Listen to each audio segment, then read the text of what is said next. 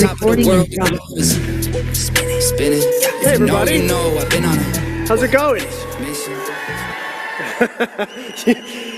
You guys are great. I gave a talk in Italy a couple months ago, and they're so much more stoic. You guys are amazing. There's so much energy in this room. So, well, cool. You guys ready to do it? Okay. I'm going to talk about the psychology of taking action. I've always been really interested in people and trying to figure out why we want to do something, why we have these goals, and we really want to go after and build this business and make a certain amount of money, but for some reason we don't do it. And we procrastinate and we hold off. And just curious, anybody in the crowd ever procrastinated before? Okay. For anybody else's hands aren't up, you guys are liars, right? So I started my first business when I was 19 years old, and I did sales. And if you guys have maybe heard of it before, I started in a company called Cutco. I sold knives in people's houses. And I never wanted to be a business owner. I just started in that business, and then they allow you the opportunity to move up. And when you move up, you have to go open your own office, and then you have to start training people, and you have to start talking at people. And I was a really lazy person when I was younger. And I started kind of rebuilding myself and finding these walls where I would want to do something, but internally I just felt like I couldn't do it. Like there was something inside of me that was holding me back. And it's not just like I'm holding myself back, but it feels like a physical feeling inside of my body of like, why do I want to do this thing, but I'm not actually doing it? And so I worked at that company for a while. I trained over 2,000 sales reps by the time I was 24. And then I left and I went and became a sales trainer. And in 2015, I was like, I feel like I have a lot of knowledge I just want to share with people, self-development books that I've read, things that I've used in my own life. And I started a podcast. It's now called The Mindset Mentor. Anybody ever listened to the podcast before? Okay, cool. So, and I just wanted to share like what happened in my life and how I was able to get through blocks. And now I have a company where I train coaches. And so I have 45 employees in my company. We've trained almost 3,000 coaches. And they're almost all brand new business owners. Who here has never run a business besides this one, so I get an idea? Give me hands. Okay, so a good amount of you. So what I'm going to talk to you guys about is what I train them on and how to understand what's going on in your mind so that when you get yourself to the point where you feel like you're holding yourself back, how do you get yourself to actually take the action that you want to? Does that sound good to you guys? Okay, great. We're going to cover two things. We're going to cover number one, why we don't take action. I'm going to spend the majority of today on just this part alone. Because if you can understand why you don't take action, guess what you start doing? You start taking action after. So we're going to cover why you don't take action, and then we're going to talk about how to actually take action and the simplest way to get yourself addicted to doing the work that you need to do to grow your business to be successful. Sound good? Okay. So let's talk about why we don't take action. If you guys have a pen and paper, it'd be a really good time to jot some of this stuff down because there's definitely some notes you'd want to take. The first reason why is fear. I guarantee that if you guys all had a light switch on the side of your head and you woke up in the morning and it was like fear is on and you're like, okay, I'm going to get to work. It's 9 a.m. I'm going to click it off. Everybody in this room would be 10 times more successful than you are. Agreed? If you could just, think about it for a second. If you could just turn fear off and just get to work, and then you're like, okay, work is done, I'm going to go ahead and turn it back on. So if you have your pen and paper, I want you to jot down on your pen and paper right now, what's the number one fear that's holding you back from growing your business? Not your number one fear like spiders or heights or any of that type of stuff. Your number one fear that's holding you back from growing your business. If you don't have pen and paper, think about it in your head real quick. When you've got it, say yes. That's not enough yeses, so are we still waiting for people? When you've got it, say yes. Okay, cool. Everybody's got their fear, because I'm going to work through your fear with you guys right now. So we've all got the number one fear that's holding us back. And there's two different types of fears that exist. And this is really going to start to make sense to you guys when we start breaking down what your fears are and how they work in your life. The first is what I call primal fears. A primal fear would be if you have a lion or a tiger that's chasing you in the middle of the woods, you're going to feel it in your body, right? Your heart rate's going to start going. You're going to start sweating. You're going to be out of breath. That's a primal fear. Now, I want to really quickly distinguish primal fears from the other type of fear we're going to talk about, because people always ask, well, how do I know if it's a primal fear? Because this fear feels really real inside of my body. Like, the crazy thing about humans that's always made me really think about it is we could be sitting in our office desk and we could say, okay, now's my time. I'm going to record this video. I'm going to put up this post. I'm going to reach out to these people. I'm going to try to have them, join my business. And then your heart starts racing and your muscles get kind of tight and you're out of breath. It's the exact same physical sensation in your body as if you're getting chased by a tiger in the middle of a forest. But you're sitting in your office. You're safe. You have food, water, shelter, clothing. You're in an air-conditioned room. And so how do you distinguish a primal fear from what we're going to talk about in a minute, which is an intellectual fear? A primal fear has physical pain or death attached to it. Simple. Who here, just so I can have an idea, I want to get an idea of some of the fears you guys have. Who here has a fear of rejection? Just be honest. Let's be fully honest. Okay. Good amount of rejection. Put your hand up if you have a fear of failure. Okay. That's usually the most popular one. Looks like we got it. Okay. Fear of failure. Anybody have like a little bit of a fear of success maybe? Be honest. Many people do. We think, oh my gosh, if I make too much money, is everybody that loves me not going to love me anymore? And as you say it out loud, you're like, that doesn't really make a whole lot of sense. Now, if you have, and there's other types of fears, there's rejection, there's fear of failure, there's fear of success, there's fear of not being loved, there's fear of running out of money, there's many other types of fears. I would bet that every single person, if not every single person, majority of you guys here, the fear that's holding you back is not a primal fear, which means there's no physical pain and there's no death that's attached to it. What the hell are we doing? Nothing's going to go wrong except for what we think is going to go wrong in our head. So that brings us to our next ones, which are intellectual fears, is what I call them. And the way I came up with this, just to give you guys an idea, I have a friend named Chad, and Chad is a very interesting guy. He went and lived in Brazil with a native Brazilian tribe for 40 days is how long he was with them. So he was with this native Brazilian tribe. You have to fly into Brazil, you have to get on a boat, and you have to go 2 days into the middle of nowhere. And he said it was crazy because of the fact that he was out there with them, and no matter what he did, he always had to have a machete with him. Because he said, you never know, like an anaconda could pop out of somewhere. You could see a jaguar, and if you see a jaguar, it's too late because now you're at the point where it's allowing it to see you, but it's been tracking you for a while. And we started talking about it. He's like, I was like, what's it like out there? And he goes, man, it's really interesting. He goes, all of the people are the happiest people I've ever seen. And he looked me dead in the eye and he goes, none of them are depressed. And none of them are anxious. And he goes, I think the reason why is because they have so many primal fears that are online that they've got to be paying attention to, that they don't think like, does the tribe like me? Am I going to fail? Am I going to be rejected?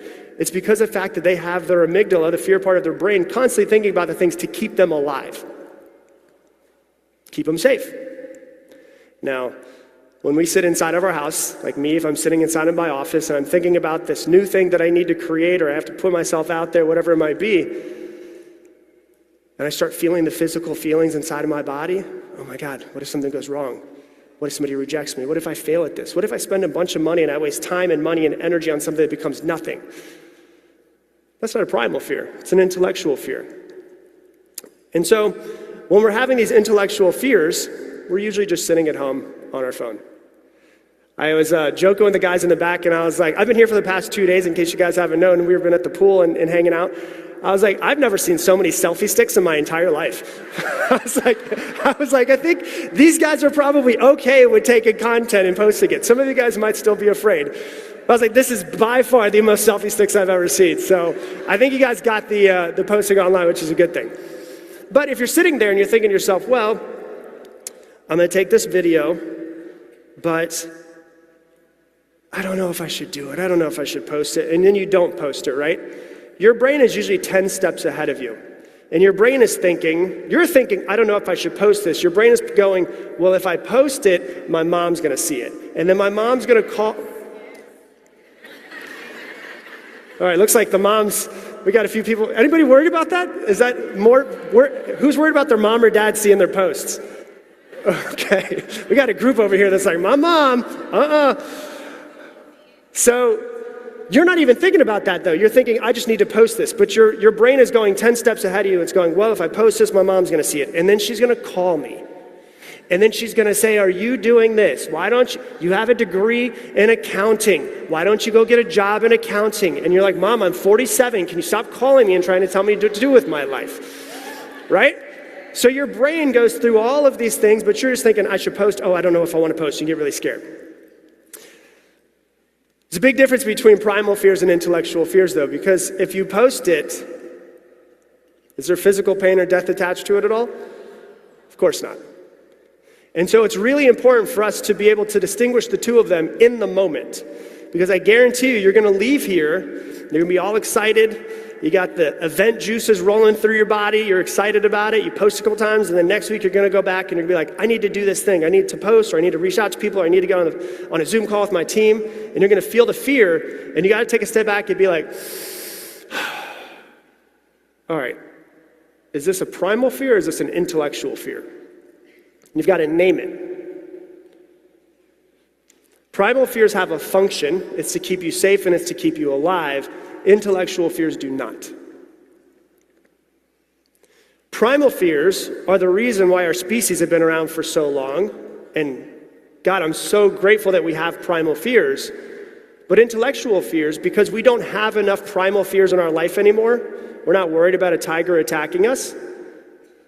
Our brain, our amygdala, which is the fear center of our brain, creates fears that aren't even really there. So there's no way to turn your amygdala off. It's always working.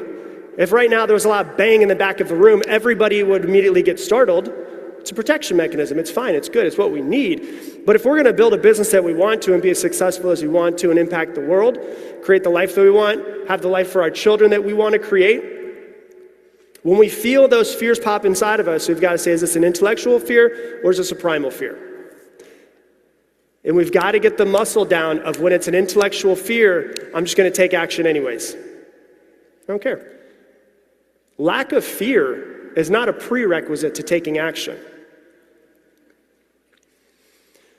But as I said, your body doesn't know the difference between the primal fears and the intellectual fears.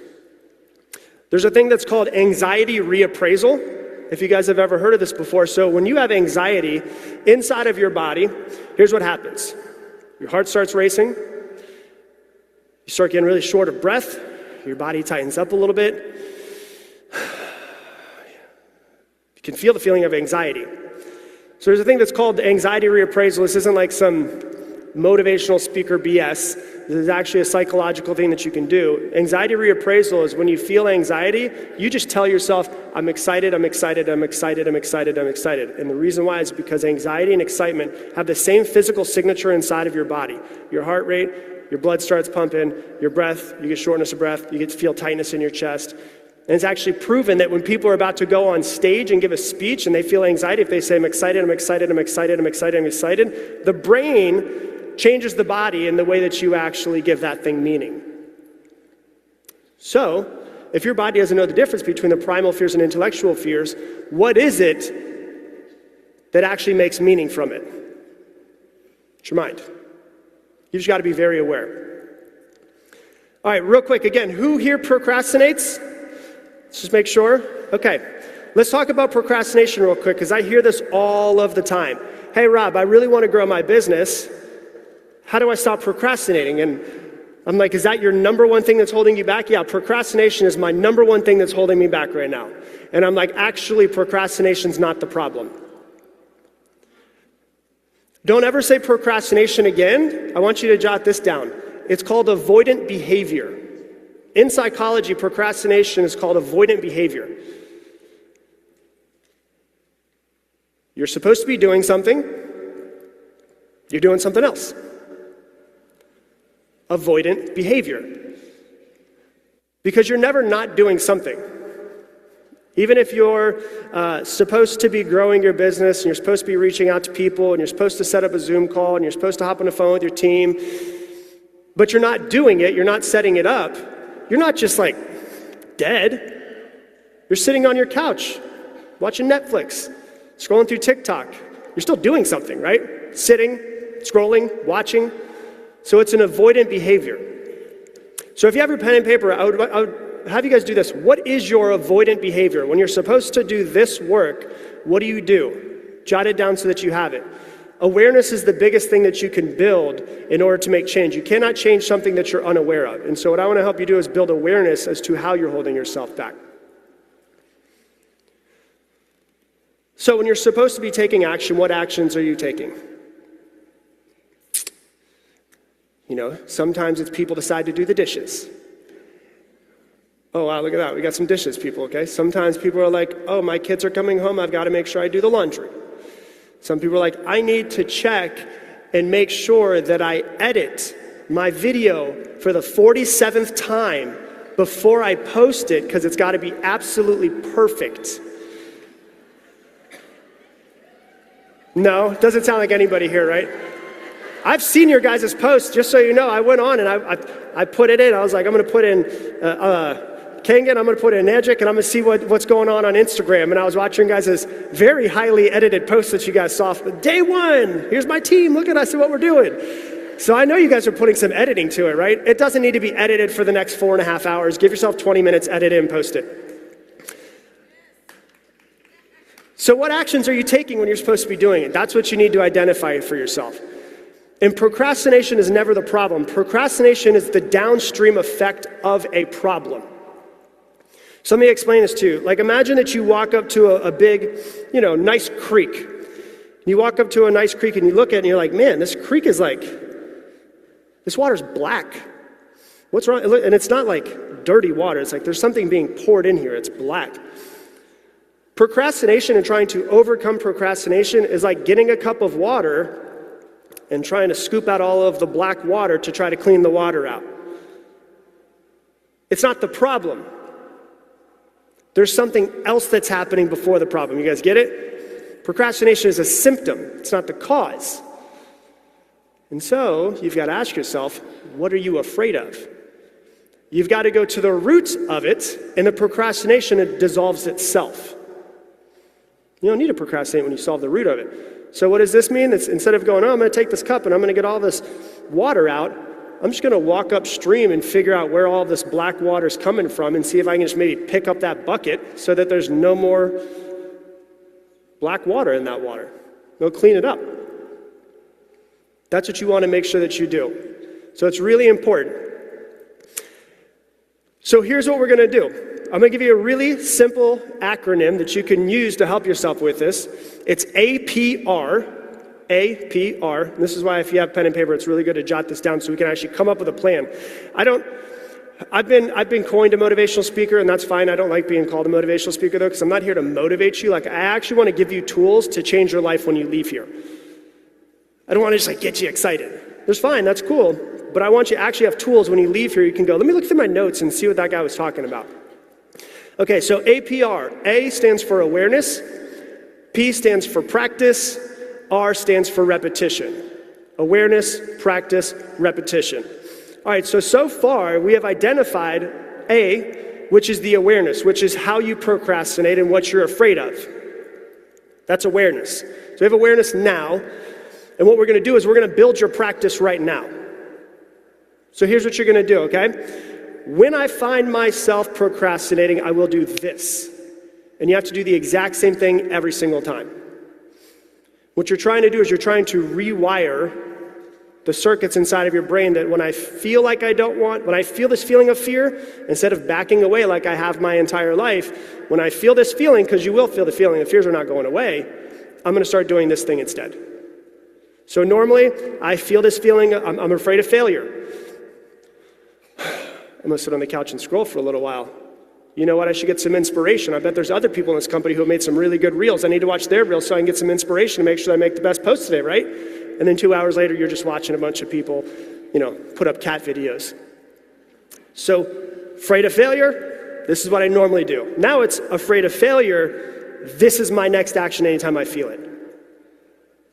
The fear won't go away, but now you've got something different to do. Awareness, practice, you've got your practice. So now when you find yourself procrastinating, you're just gonna go with your practice. Do it over and over and over again, repetition. Repetition is the mother of all skill. And so the more that you do something, the harder it gets wired into you. The less that you do something, the neurosynaptic connection's never actually gonna go away, it just gets weaker. So we're trying to build a new muscle for when I feel this fear, I do this. Let me give you a couple of examples of what people do, what I've seen people do.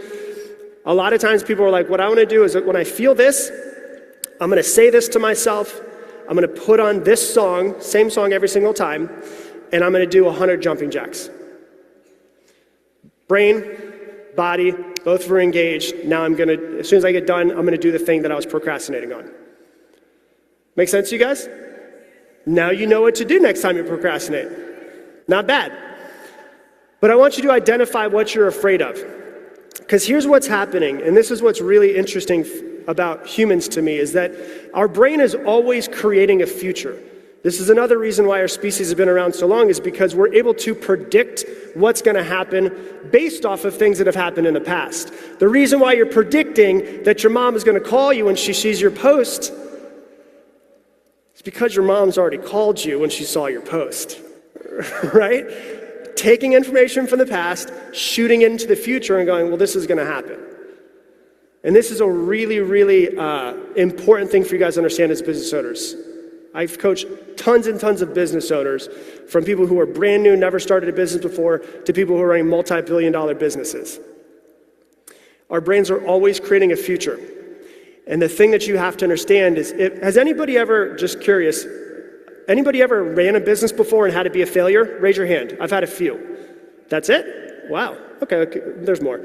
Cool. All right, you guys are going, hands are going up. So it's really important for us to go, well, I need to be very aware of what future my brain is creating at all points in time. The reason why is because I had 2 failed businesses before I started my business that I have now. So what was my brain doing? You're not good enough. You're not smart enough. You've already had 2 failed businesses. You lost money. You were raised poor. Your grandfather committed suicide. Your dad was an alcoholic that died when you were 15 years old. What are you going to be? It's taking all the past and it's shooting it into the future. And I've got to go, no, that's not the future that's going to be happening. I need to change the future that I'm imagining. You've had 2 failed businesses before. Guess what, Rob? This one's going to be another failed business as well. You had somebody say no to you. Guess what the next person's going to do? They're going to say no to you. So your brain is always predicting in some sort of future. You've got to hijack it and say, no, this is actually what's going to happen. I mean, I get it, guys. Like I was 5 months behind on my car payment. I had to call them up to try to talk them into not repossessing my car. I lived off of pasta for 2 months just to literally stay alive when I was 25 years old. Pasta, that was it. And I'm not talking about like good pasta. I'm talking about Walmart pasta. Right? 88 cents for a box of pasta, $1.88 for the jug of the sauce. That's what I lived off of. And so my brain's going, this is who you are. This is how you've always been. This is what's happened in the past. Of course, this is what's going to happen again. And I've got to go, no, this is not what's going to happen. I'm going to change this. I'm going to be the one that's in place here. And so your brain, we all have a negativity bias. It's what kept our species alive, to think of the negative, to think of what couldn't. Let me take a step back. It's not even to think of the negative. We as humans label good, bad, positive, negative. It's just, this thing happened, it caused you a lot of pain before in the past, it's going to happen again. It's a protection mechanism. But I need to consciously step in and say, okay, if my brain's negativity bias is going to try to run the show, I need to step in and make sure I say, no, this is how it's going to work out.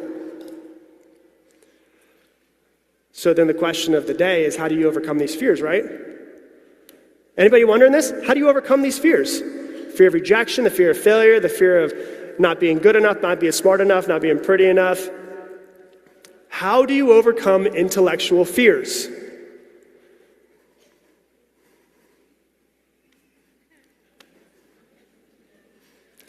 You don't. All right, thanks guys, see you later. No, you don't overcome them. Why? Because you cannot overcome something that doesn't exist. Your fears are not real.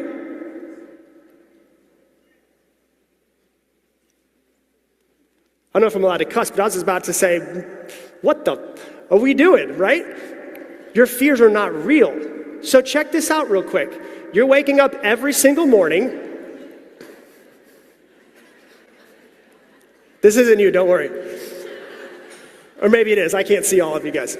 You're waking up every single morning and you're going, you know what, today's the day. I'm gonna grow my business, I'm gonna be successful, I'm gonna make the money, I'm gonna go get some people excited about this, and then you stop. And what do? You create the boogeyman, and then you fight the freaking boogeyman all day long with your mind instead of growing the business. Do you get it? You're fighting this guy instead of running the business when you made this guy up. That's wild if you actually think about it. This is why humans are so intriguing to me. Like when I wrote my book, it's called Level Up, and the idea of it was originally called The Psychology of Taking Action, but my publisher was like, that's not sexy. People don't want to do that. I was like, what do I do? Like I have 1,600 podcast episodes of The Mindset Mentor. 4 a week for almost 10 years. I've never missed an episode in almost 10 years in August. And thank you. But consistency wins. That's the only thing that you guys have to understand. The most consistent person in this room is the one that's going to win. And I was like, what do I do if I have 1,600 podcast episodes? And I was like, I think the majority of what I do is I just teach people about themselves so they can take action in their life. So I was like, I'm just going to write a book on the whole psychology of why we don't take action, how to take action, and then how to, take those actions and turn them into habits hardwired inside of our brain. So you're not starting your business because of this guy. I asked ChatGPT to make the boogeyman, and it came up with a way scarier version. I was like, he needs to be dopier. I don't want these people to be scared of him. I want them to be like, that's what's holding me back. This is my favorite definition of fear. Fear is an anxious feeling caused by our anticipation of some imagined event or experience. Imagined event or experience is the most important part of it. That's what fear is. We are imagining a future. And if you're holding yourself back, you're imagining the wrong future. It's quite simple. It's just a guess. That's all that it is. Your brain's going, well, this is what happened in the past. This is probably going to happen. If you want to be successful, you have to have a level of being naive. You have to be naive to the fact that you have failed many times before in the past. People have rejected you many times before in the past, but it's not happening next time. You're gonna make more money than you ever have, and you have to believe that? That's naive. Okay, I'll be naive for that. You're gonna be more successful than you ever have? You gotta be naive, because you're literally looking into the future and going, I've never done this before, but I'm gonna do it. It's easier to look behind you and be like, well, this is what I have done, so I can predict the future and say that this thing that happened in the past is probably gonna happen in the future as well. It's just a guess of what might happen. And the important part is that your fear arises from an image in your brain of future pain. Fear is protecting you from pain. When we're talking about primal fears, it's physical pain. When we're talking about intellectual fears, it's our ego.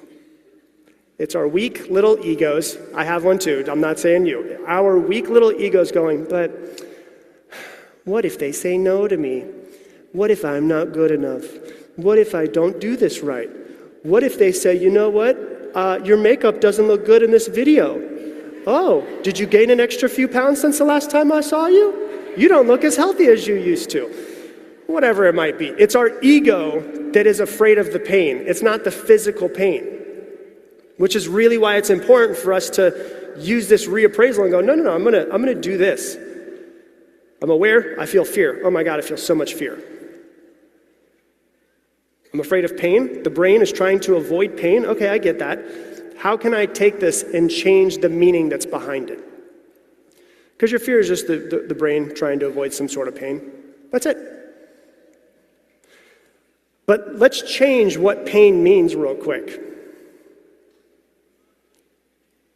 Because if you don't take action towards the life that you want, that future pain is inevitable. If you don't build your business the way that you want, and we fast forward 5 years from today, there will be a lot of pain that you've caused yourself by not building your business. You get it? Which one are you more afraid of? Yeah, am I afraid of people judging me? Yeah, I'm a human. Do I get DMs of people that talk trash to me? Sure. I mean, it's harder, it gets harder when more people start to follow you because more people start to pop up and say stuff. But like, am I worried sometimes? Or I'm like, all right, I'm about to post this on Instagram to 1.2 million people. Could I get some trash talkers? Yes. Should I get some haters? Yes. But if I don't post this, and I don't grow my following, and I don't grow my business, what if I lost my house? I have to move into another place. I can't provide for my wife and my son. That's way freaking harder to me. That's way more painful to me than some person I've never met online and will never meet.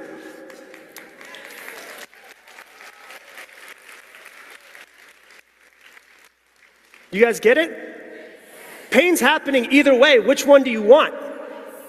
Choose the pain that you want. Listen, there's a lot of fears that we have. I have all of the same fears. I'm afraid of success. I'm afraid of failure. I'm afraid of being judged. I'm afraid of people not liking me. I'm afraid of rejection. I'm afraid of all of those things in some sort of way. But you want to know the one that scares me the most? Getting to the end of my life and wishing that I would have done it. That's scary to me. Do you want to know why? I'll tell you guys just full transparency, right? My father was the first person that I ever knew that passed away. So he was an alcoholic when I was a kid. My parents divorced when I was 10. He passed away when I was 15. He was the very first person that I ever saw dead. And I remember being, the day before we went in, or it might have been the same day, I don't remember, I was only 15, so what are we at, 24 years ago at this point. And we went in and we were sitting down, and it was like the first time you get to see somebody in a casket, right? And we're sitting on the couch, and he's like right here, like it was a very small room. And I remember looking at my dad and being like, this guy was such a good person. He had so many hopes and dreams, like my dad was a dreamer. He just didn't do anything about it. And the reason why my father was an alcoholic was because of the fact that he walked into the room 12 years old after his dad had shot himself in the mouth with a shotgun. Of course my dad had demons. I don't blame him for that. But I saw a guy who had his demons, who didn't overcome his demons, and where his life ended up. I remember consciously sitting there at 15 years old and being like, not me. This is where it could be. I'm not ending up like that. He was an example of what I did not want to be. And so he died on November 1st. On November 24th, which is my sister, it was her 21st birthday. 23 days later, we're leaving from Olive Garden, and my mom goes, hey, so, now that your dad's been gone for a few weeks, like, how do you guys feel about it? And I said, I think if dad were to find out how much good is going to come from this, he'd be okay with dying. And it's been my mission to try to make sure that anybody that's holding themselves back from not living the life that they want to has the tools to get past what's holding them back so that they can create the life that they have. Because I know what it looks like. Raise your hand if you have a family. Get to work. Get it? I know what it looks like when the parent doesn't work and the parent goes down the wrong route. Get to work. It's way better, I promise you guys. Because eventually, the result of not taking action will catch up to you.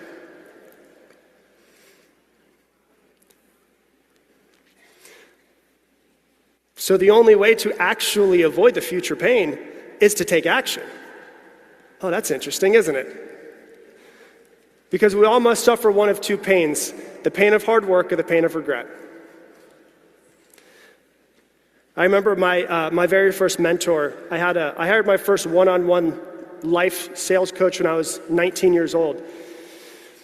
And I was in a sales company, and I was like, well, okay, so I have to pay this guy $500 a month, which is more than I paid in rent, and I didn't have much money in my bank account, but I did have a credit card. I was like, if I pay this guy, he's going to teach me how to make more money. And one of the things that he used to always say is, the pain of hard work or the pain of regret.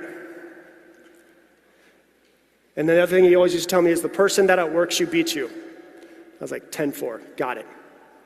So you've got to develop this muscle of do it now. I feel procrastination, do it now. I feel fear, do it now. And you start to actually rewire what these things mean inside of your body. Normally when I feel this way, I back away. Normally when I feel this way, I back away. I'm going to feel this way, I'm going to go this way. I'm going to feel this way, I'm going to go this way. And eventually, it just becomes habitual for you. Do not negotiate with your mind. Because procrastination, it's like a muscle. But so is execution. All right, fears make a lot more sense to you guys? Fears hold us back. So that's the number one thing that holds people back. The second thing, which is probably my favorite thing in the world to talk about, is your identity. I love talking about identity. I actually went to ChatGPT the other day. It's like a month ago.